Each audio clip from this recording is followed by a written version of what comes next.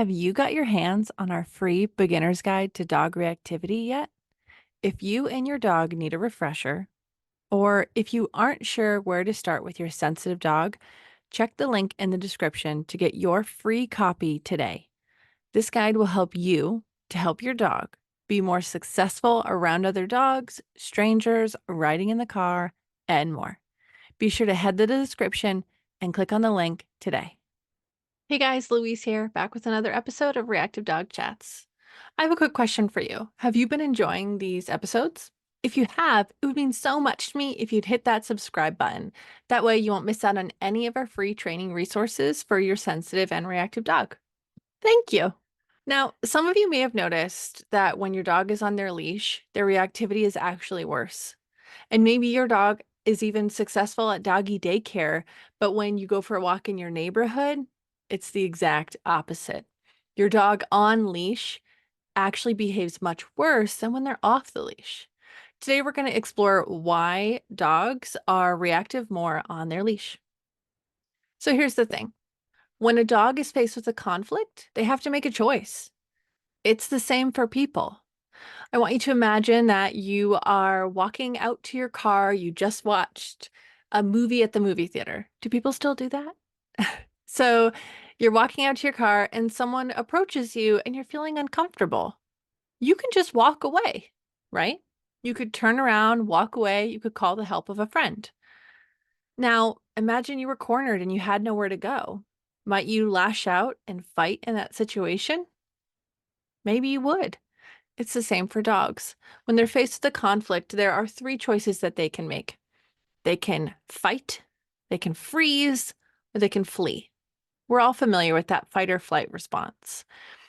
So off the leash, your dog has the ability to make their own choices. They can run away, they can move to a different part of trail, they could go to the other side of the daycare yard. They have the ability to make their own choices without the added restraint and pressure of somebody being attached to them on a 6-foot leash. So when your dog is on a leash and they're faced with a conflict, what happens? They can't run away because they haven't been taught to yet. And they don't feel safe because, well, the world has so many triggers that contribute to your dog's stress every single day. So they fight. Now, hold on. Most reactivity is just a big display. It's a big show in an attempt to communicate to the other dog or person, whatever that trigger may be, that your dog's uncomfortable and they'd like them to leave. But what about dogs that are reactive because they're frustrated? What about dogs that bark and scream and go absolutely crazy just because they really want to say hi? So the leash actually becomes a barrier between your dog and what your dog wants to go and do, see, smell, interact with, etc. Now, when we are socializing young dogs, what can often happen is that we over socialize them. So instead of becoming socially appropriate animals, they become hypersocial, wanting to greet everybody that they possibly can. It doesn't mean these are bad dogs. I mean, even reactive dogs, they're good dogs too. But what happens is we inadvertently coach these dogs into being these friendly little gremlins that desperately want to say hello. And then when you decide to say no, or when the leash is holding them back, or if there's a fence holding them back, or any other physical barrier, it increases your dog's frustration.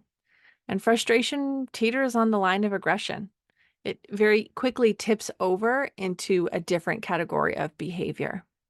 So even as an adult dog, if your dog is on leash and they're reacting because they're frustrated, they likely can't regulate their emotions very well on their own. And so as a result, they get very agitated when they can't find relief from their frustration.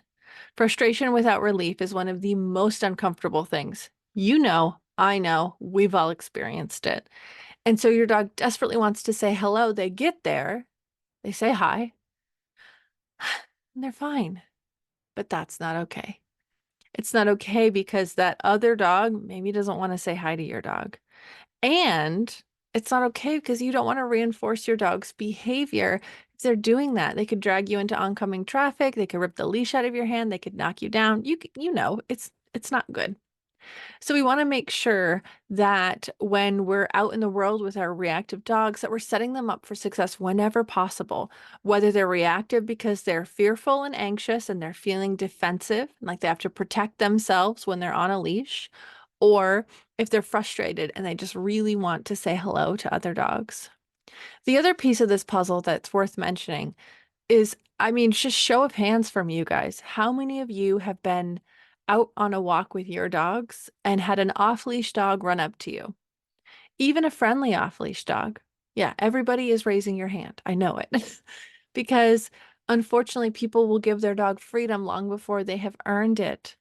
Dogs shouldn't be off leash unless they can 100% reliably return on cue. It's just not safe. Okay.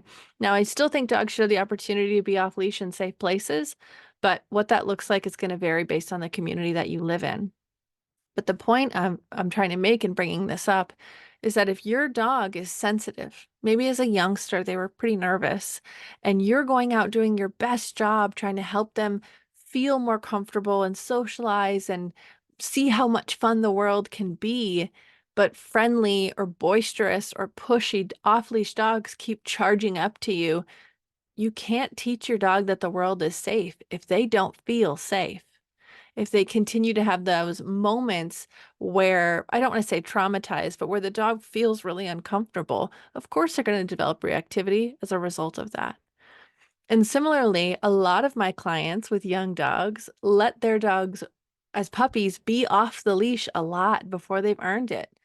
And then come adolescence, when the dog runs off a couple times, jumps up and knocks over a person or crosses a busy street, finally we say, okay, we got to keep this dog on a leash, but he's not been taught how. And so he pulls and barks and carries on every time he sees something he can't get to.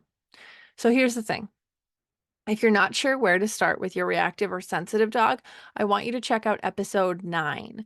This is where I walk you through where to begin with your reactive dog with that management and prevention plan. Okay.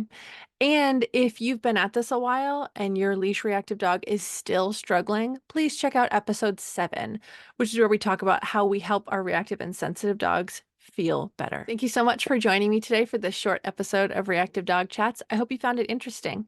Tell me in the comments below, is your dog worse behaved when they're on a leash? Are they good at daycare, or can you even walk with them off leash reliably? I'd love to hear more about it in the comments below. Please be sure to tell your dog I said hi, give them a treat from me, and I will see you again next time. Bye for now.